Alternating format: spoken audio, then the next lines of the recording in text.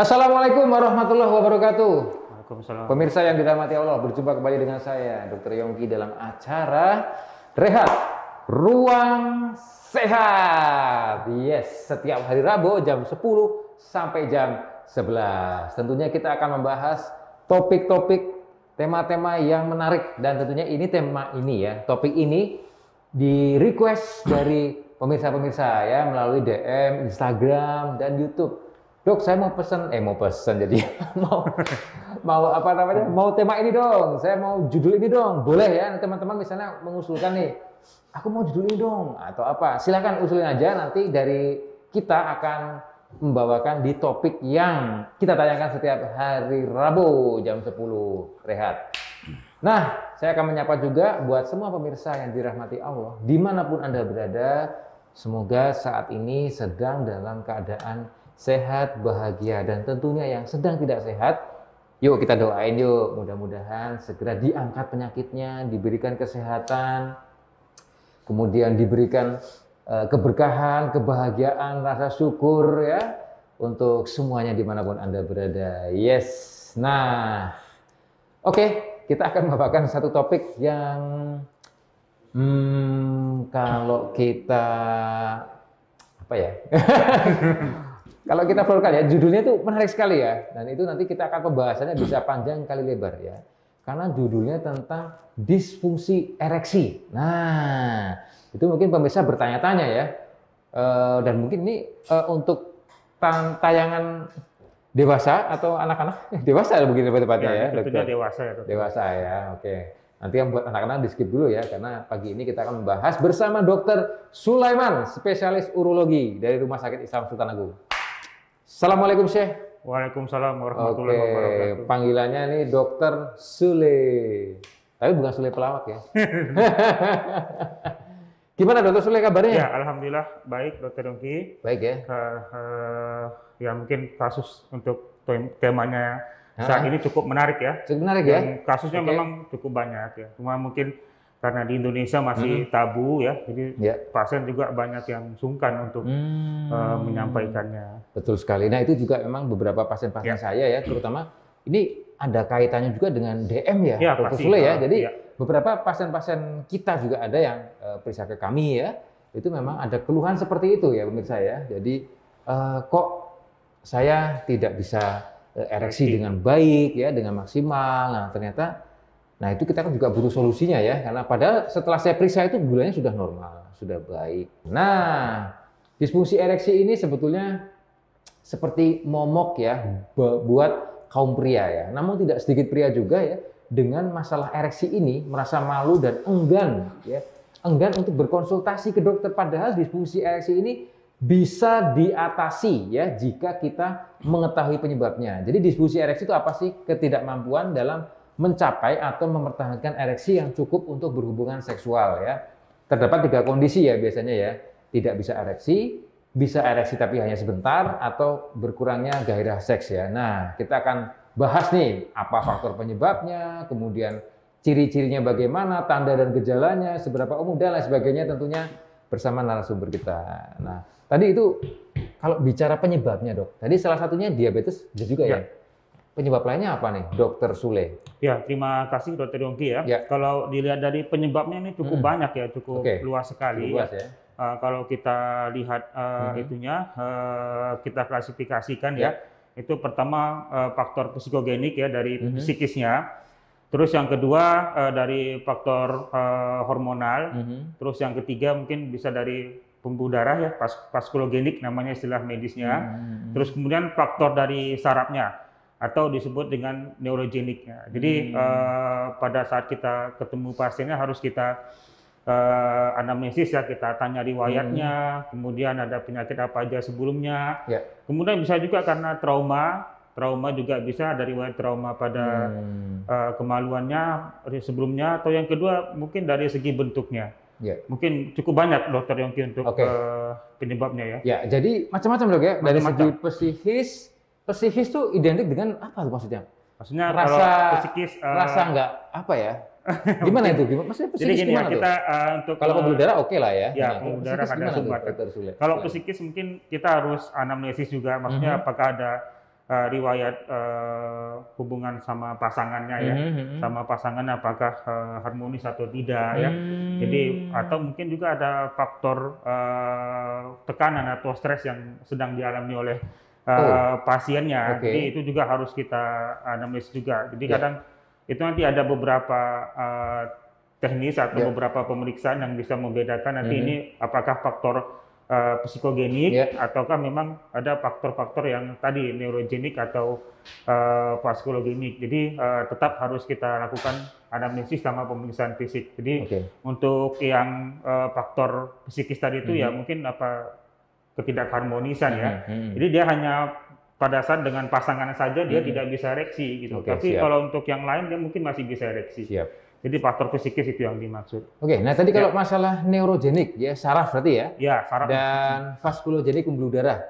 Biasanya penyakitnya apa nih, Dokter Sule? Jadi macam-macam ya. Jadi kalau tadi Dokter Yongki sudah sebutkan dari awal ya, itu dikatakan penyakit istilah awamnya penyakit gula ya, dan istilah medisnya diabetes mellitus. Yaitu salah satu faktor di mana penyakit ini bisa mengenai dua-dua, Dokter Yongki. Bisa kena sarafnya ya, neurogenik, bisa kena pembuluh darahnya ya.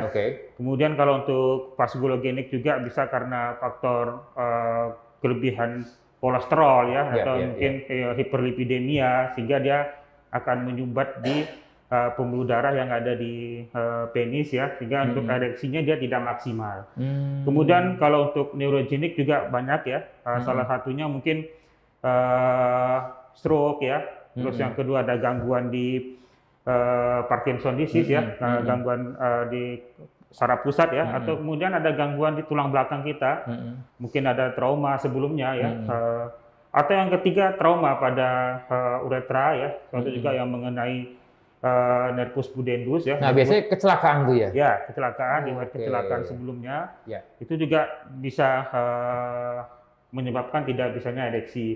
Dan untuk penyakit gula ini diabetes mellitus dia dua-dua terkena Dokter Yongki. Jadi bisa faktor vaskologeniknya sama faktor pembuluh darah tadi ya. Dua-dua dia bisa terkena. Dan neurogenik semua ya. Jadi dari diabetes atau penyakit gula dia bisa ke vaskologenik, bisa ke neurogenik.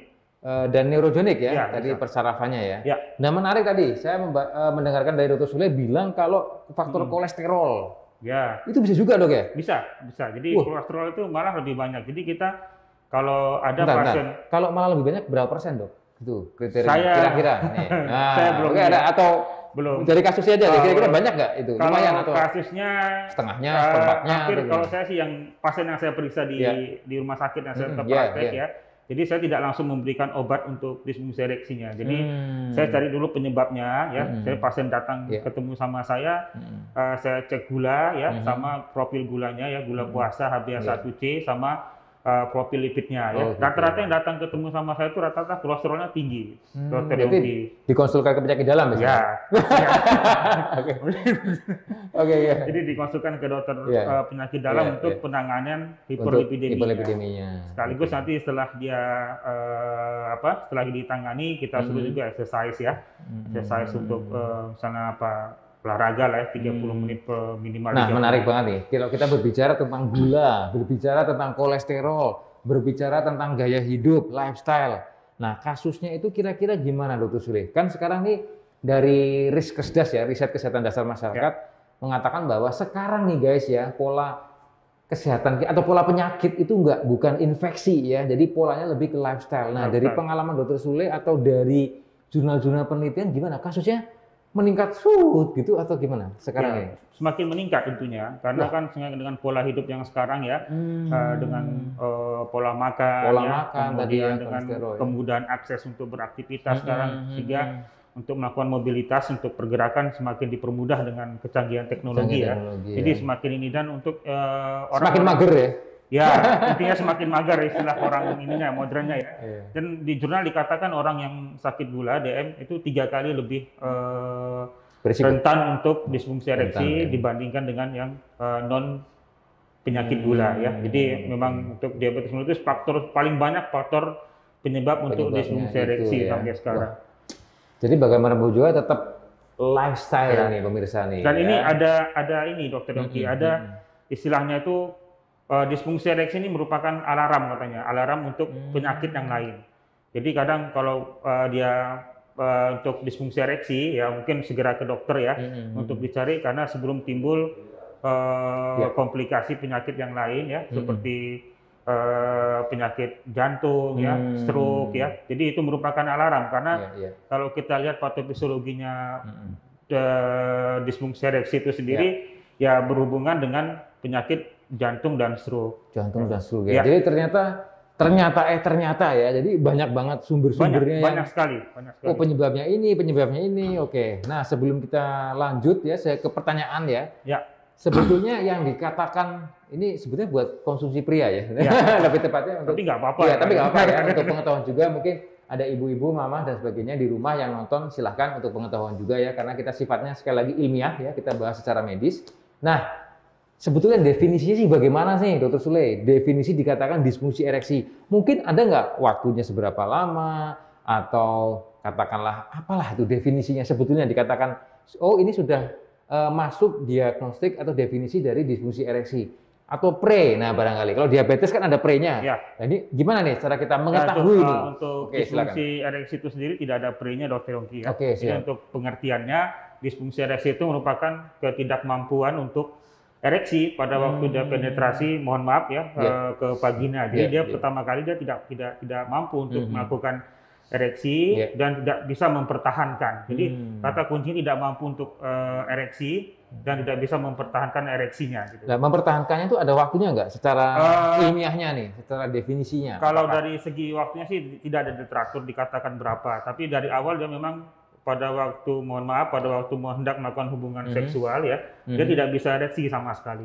Oh gitu. Jadi, tapi ada juga kasus ya beberapa ya yang pernah dari diabetesnya sih, dia ada ini juga. Dia sudah sempat ereksi gitu ya, tapi kemudian langsung lemes katakanlah gitu. Nah itu gimana? Termasuk nggak dok? Ya, jadi gini, kita harus bertahan lama gitu. Ya, kita harus anamnesis lebih lanjut Dr. Yongki ya. Kita karena ini banyak dipersepsi dari masyarakat atau dari pasien-pasien itu tidak bisa membedakan mana yang disfungsi ereksi, terus mana yang ejakulasi dini ya. Atau early ejaculation itu harus beda ya? Beda. Jadi sampai mungkin silakan dok, mungkin diterangkan dok. Ya biar nanti pemirsa juga tahu kan, oh ternyata ini disfungsi ereksi, ini ejakulasi dini. Jadi kalau ejakulasi dini ya dia baru penetrasi ke vagina. Mohon maaf sekali lagi ya, memang kita ini ilmiah ya. Jadi kita pada waktu penetrasi vagina dia udah mengalami ejakulasi ya. Nah itu kalau dari beberapa literatur memang ada beberapa patokan waktunya. Ada namanya IELT ya, intravaginal ejaculation latency time. Jadi waktunya berapa pada waktu ejakulasi, pada waktu penetrasi masuk ke vagina, dia mengalami ejakulasi itu waktunya berapa. Memang macam beberapa literatur itu memang belum ada konsensus pastinya berapa, tapi ada yang bilang ya 30 detik, ada yang bilang 1 menit ya. Jadi sedangkan patokan itu sendiri untuk membuat suatu penelitian itu, jadi kalau di jurnal dikatakan dia pakai stopwatch Dr. Yongki. Jadi pada waktu dia berhubungan, pada waktu dia ejakulasi diketik dan itu mengalami overestimated time. Jadi lebih kurang satu menitan. Jadi beda antara yang ini makanya kita harus anamnesis ke pasiennya, kita harus bisa membedakan mana yang disfungsi ereksi, mana yang ejakulasi dini. Kalau dia disfungsi ereksi, dia dari awal tidak bisa ereksi. Tapi kalau ejakulasi dini atau early ejaculation, dia itu bisa ereksi, tapi pada waktu dia berhubungan, dia udah kurang dari, ya tadi saya bilang ada waktu yang katakan kurang dari 60 detik ya, atau 1 menit, atau kurang dari 30 detik, berapa itu juga dikatakan dia udah mengalami ejakulasi. Purwadi Sunaryo ya, dok, ternyata kompleks ya tentang faktor psikis ya, seperti yang dokter sampaikan. Sangat menarik, dengan pasangan ereksi tidak maksimal, tapi dengan yang lain bisa. Hal ini korelasinya erat dengan poligami. Wah ini oke, tapi sulit diterima pasangan, gimana dok? Wah, ini bahasnya dari poligami. Monggo. Ya sebenarnya mungkin sekaligus ini. Sekaligus. Silakan. Ini agak berat ya.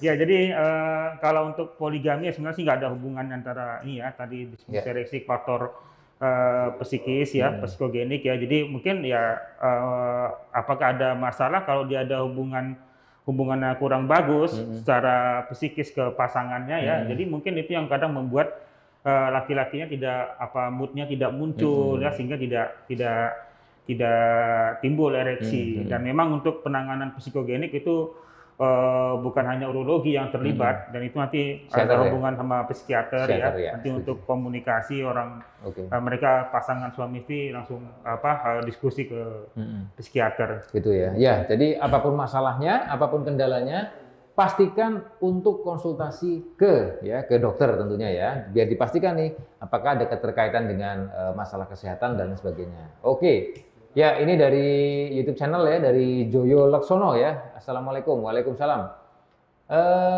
Salam Rahayu. Saya mau tanya, Dok, bagaimana cara menjaga dan meningkatkan vitalitas pria yang sering banyak melakukan aktivitas dan kurang istirahat? Terima kasih. Dari RJL. RJL ini apa nih? Rawat jalan lebih. RJL apa nih panjangannya? Oke. Oh iya, J-nya Joyo. L-nya Laksono. Oh, R-nya ini mungkin Raden ya, Raden Joyo Laksono. Ya, silakan. Ya, terima kasih Mas Joyo ya. Ya, jadi kalau aktivitas kita tanya dulu aktivitasnya apa dulu ya. Ini kalau untuk meningkatkan vitalitas atau supaya untuk mencegah tidak timbul disfungsi ereksi, kita malah dianjurkan untuk beraktivitas. Aktivitasnya apa ya? Olahraga ya. Olahraganya apa, Dok? Yang secara spesifik olahraga yang minimal 30 menit ya. Seperti itu olahraga, kemudian tentunya juga dari segi faktor makanan ya. Makanan yang dikurangi, yang makan yang lemak-lemak ya, untuk menghindari tadi yang kolesterol tinggi, karena kolesterol tinggi nanti akan timbul plak di pembuluh darah penisnya sehingga ereksinya tidak bisa maksimal ya. Berarti habis ini katanya mau naktir saya nggak jadi ya? Mau naktir apa tadi katanya? Oke, bercanda ya.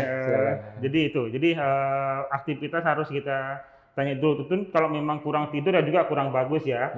Jadi kurang tidur, kurang istirahat, tergantung moodnya juga ya. Jadi mood kita memang jadi terganggu juga, akhirnya ya tidak bisa juga melakukan hubungan seksual. Jadi untuk ereksinya tidak maksimal. Jadi memang harus dijaga untuk pola hidupnya. Untuk aktivitas memang malah dianjurkan. Oke. Nah, kalau ini terlalu banyak tidur gimana? Terlalu banyak tidur ya, saya juga belum ada ya untuk lebih banyak tidur malah mager ya jadinya. Jadi malah mager ya, mager ujung-ujungnya kurang aktivitas juga ya, kurang aktivitas, kurang apa? Jadi kurang sehat juga ya. Oke, ini ada pertanyaan lagi ya. Silakan mau bertanya ya. Assalamualaikum Dok. Waalaikumsalam. Kira-kira untuk menangani disfungsi ereksi itu termasuk menjaga kesehatan tubuh seperti olahraga dan makan makanan yang sehat ya, tanda tanya. Terus tips sehat lainnya apa Dok? Berarti olahraganya tadi saya penasaran tuh. Ada nggak sih olahraga khusus nih untuk mungkin yang saat ini sedang terapi dengan Dr. Sule untuk disfungsi ereksi? Harus ngapain sih olahraganya, jenisnya nih? Kan ya, mungkin ada senam tertentu ya? Atau apa nah itu? Mungkin Dr. Sule ada pengalaman. Kalau untuk ini Dr. Dongki belum ada. Untuk jurnal saya baca untuk apa olahraga yang harus khusus ya? Khusus. Atau senam apa? Maaf, senam kegel apa gitu ya? Membuat otot dari smooth muscle daripada corpus cavernosus penisnya itu bisa keluar sih tidak ada.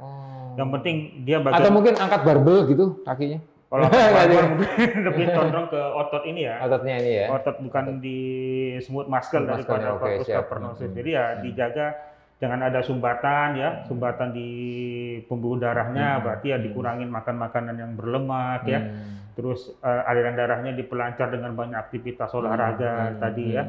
Terus faktor sarafnya tadi gula juga ya, dari makan yang manis-manis ya. Oke. Mantap sekali ya. Jadi penting sekali ya untuk ini ya. Nah, berikutnya nih dari Joko Santosado, izin bertanya nih. Apakah bagi peminum alkohol? Nah, peminum alkohol juga bisa menyebabkan disfungsi ereksi. Sekalian deh. Ya. Buat yang merokok nih, mungkin Anda yang masih merokok. Nah, itu sebetulnya kalau kita lihat ini ya di rokok itu kan ada tulisannya menyebabkan disfungsi ereksi. Itu sebenarnya tulisannya itu hanya hiasan. Atau emang beneran? Nah, mitos atau fakta nih? Silakan Dok. Jadi itu memang udah jurnal dikatakan memang benar. Dan seberapa persen nih? Seberapa persen ya faktor resikonya? Saya lupa ya untuk berapa persennya ya Dok. Atau berapa kali lipat? Cuma memang kalau dia merokok itu meningkatkan ini stres, oksidasi stres ya. Jadi itu yang akan mengakibatkan nanti Namanya kalau di penis nitrate oxide namanya, dokter Yongki. Jadi nitrate oxide itu ada namanya di endothelial nitrate oxide yang ada diproduksi di corpus cavernosus pada penis itu, ada namanya nerve nitrate oxide. Jadi kalau dia itu berkurang, itu akan mengakibatkan disfungsi ereksi, dan faktor yang menyebabkan nitrate oxide itu berkurang itu cukup banyak ya. Salah satunya memang yang merokok ya, karena tadi meningkatkan stres oksidasi ya, terus sama alkohol ya. Jadi memang nggak benar ya kalau misalnya orang merokok itu lebih jantan ya, mungkin dari penampilan fisik tapi mungkin kalau dari penampilan fisik ereksinya jantan ya, tapi untuk dalam-dalamnya ya tahu ya. Jadi memang nggak ini ya, harus dihindari lah. Siap. Tadi alkohol, Dok? Alkohol sama alkohol juga, yang konsumsi alkohol juga mengakibatkan disfungsi ereksi. Gitu ya. Jadi tetap beresiko ya. Memang itu benar-benar beresiko ya. Ya. Bukan mitos ya. Itu bukan. Jadi sudah tertulis di guideline juga sudah ya. Oke. Untuk faktor-faktor yang harus dihindari. Siap. Ini buat pemirsa nih, jika nanti ada pertanyaan yang mungkin sifatnya saya mau langsung konsultasi aja, nanti silakan langsung ke Dr. Sulaiman ya. Untuk di Rumah Sakit Islam Sananggung ya. Langsung aja nih datang, main-main ya, dolan lah ya berarti ya. Santai lah gitu ya. Konsultasi ya. Oke, berikutnya nih dari Mamat Oye ya, mau tanya, Dok, jika sudah mengalami disfungsi ereksi, langkah selanjutnya gimana? Apakah ada tindakan khusus biar bisa berfungsi kembali?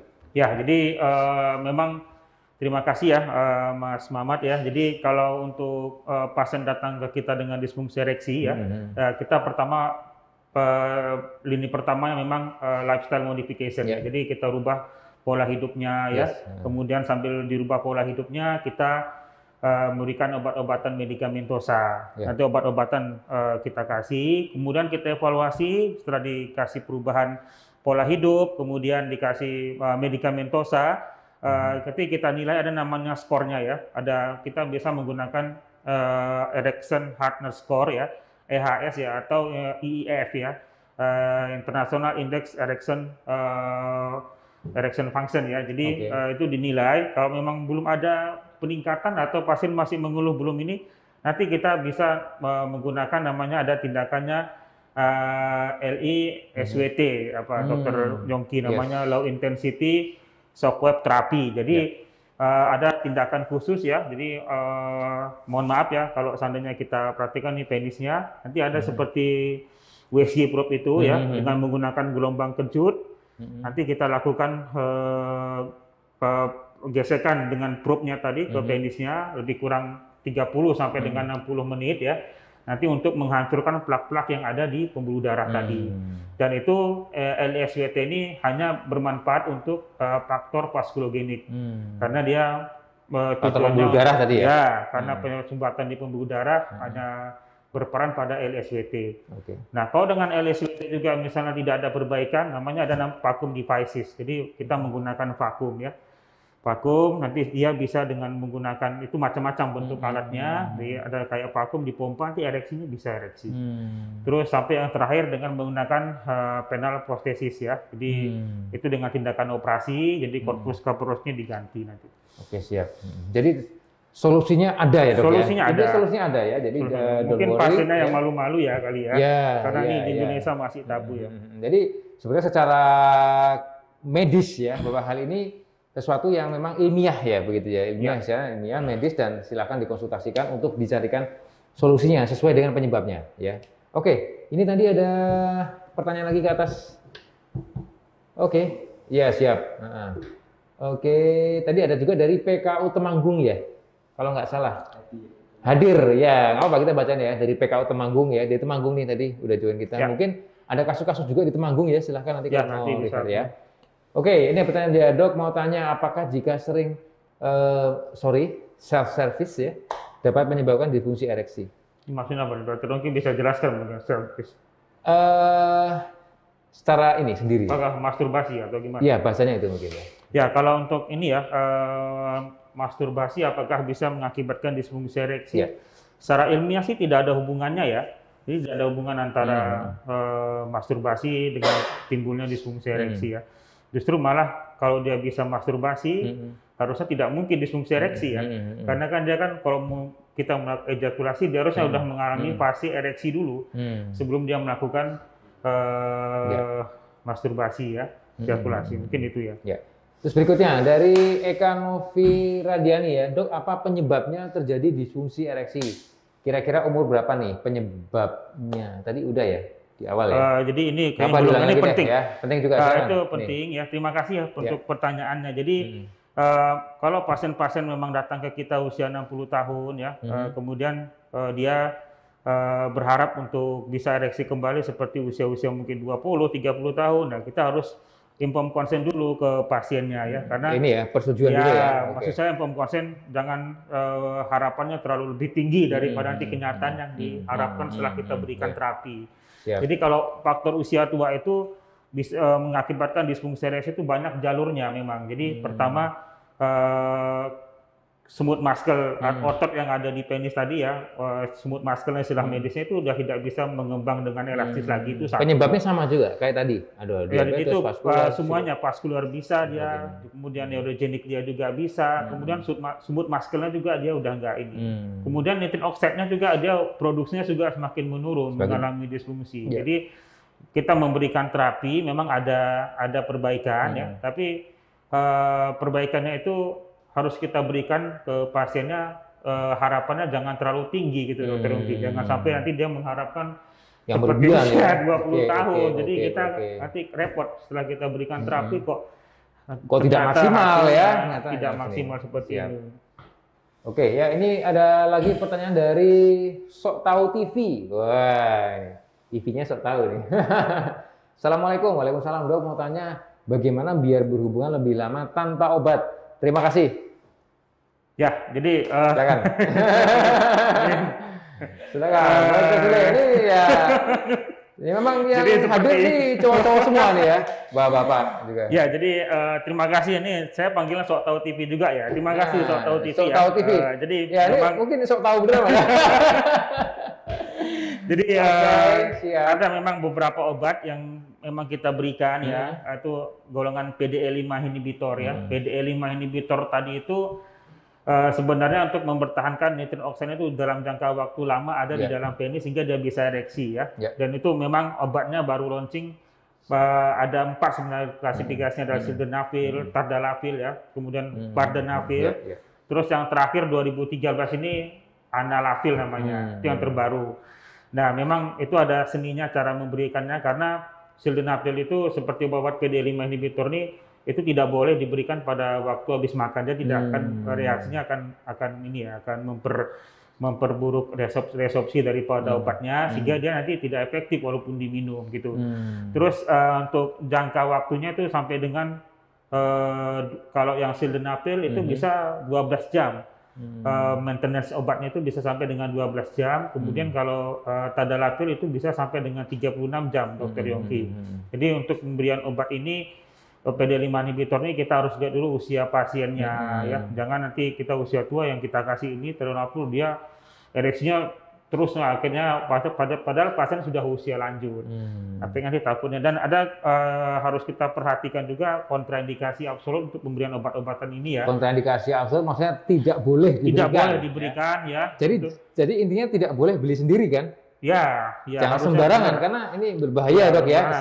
Kalau misalnya absolut kan berbahaya. Iya, kalau untuk dia minum obat-obatan jantung misalnya ya, obat-obatan golongan nitrit, misalnya isosorbit ini nitrat ya, itu diminum sama tuh dia tensinya akan drop. Langsung drop. Dan itu memang absolute contraindication. Jadi memang kontraindikasi absolut untuk diberikan. Jadi intinya harus di bawah pengawasan dokter ya. Sekali lagi ya pemirsa ya, tidak boleh beli sendiri. Sekali lagi tidak boleh beli sendiri ya. Nah ini pertanyaan terakhir nih, terakhir banget. Sorry, ini dibuka dulu. Ya, dari Yusa Alvara ya. Assalamualaikum, waalaikumsalam. Dok, apakah ada hubungan steroid anabolik yang mengandung testosteron dengan disfungsi ereksi? Kebetulan saya gemar fitness. Banyak teman-teman saya pengguna steroid anabolik. Nah, ya, silakan. Jadi, terima kasih Mas Yusa ini. Jangan-jangan Dokter Yusa Sultan Agung kayaknya nih brother kita nih. Ya, jadi untuk obat-obatan memang yang salah satu penyebab untuk disfungsi ereksi ya, itu contohnya tiazid ya, golongan tiazid ya. Kemudian itu tidak boleh karena itu mengakibatkan disfungsi ereksi ya. Kemudian beta blocker. Dr. Yongki, itu memang beta blocker itu juga membuat resiko untuk disfungsi ereksi. Nah, kalau untuk obat-obatan tadi yang mengandung testosteron malah bagus untuk ini, untuk kejantanan ya. Jadi tadi saya sudah bilang, katakan salah satu penyebab untuk disfungsi ereksi hormonal ya. Nah, hormonal itu misalnya salah satunya hormon testosteronnya rendah ya, hormon testosteronnya rendah sehingga dia tidak bisa mengalami ereksi. Dan testosteron rendah itu banyak faktornya, ada tumor ya, tumor di kepala juga banyak. Sehingga dengan memberikan suplemen tadi yang testosteronnya tinggi, ereksinya malah makin bagus. Oke, siap. Malah makin bagus. Ya. Oke, saya kira sudah terjawab semua karena waktu ini kita harus selesai dulu sampai di sini, Dr. Sule ya. Dan sebelum kita berpisah sementara, nanti Dr. Sule ada closing statement ya, apa petuah-petuah atau gimana? Ya, jadi terima kasih Dr. Yongki. Jadi disfungsi ereksi ini merupakan, yang penting saya tekankan, ini merupakan alarm untuk penyakit yang lain ya. Penyakit cerebrovaskular, penyakit stroke, penyakit jantung ya. Jadi ketika Anda mengalami disfungsi ereksi, segeralah berobat ya. Nanti akan di screening sehingga nanti akan mencegah untuk timbulnya penyakit-penyakit yang lainnya seperti jantung maupun stroke. Mungkin itu aja Dr. Yongki. Oke, terima kasih Dr. Sule, mantap. Ya, terima kasih. Tadi intinya buat Dr. Sule dan teman-teman semua, pemirsa yang dirahmati Allah, mudah-mudahan bisa paham, menjadi pencerahan atau memang sedang mengalami problem seperti ini bisa langsung dikonsultasikan ke dokter spesialis urologi yang memang juga menangani untuk masalah disfungsi ereksi ini juga. Nah, tentunya buat pemirsa semuanya jangan lupa sekali lagi pesan dari kami untuk seperti tadi sudah dijelaskan oleh Dr. Sule bahwa salah satu faktor penyebabnya adalah lifestyle. Sekali lagi lifestyle.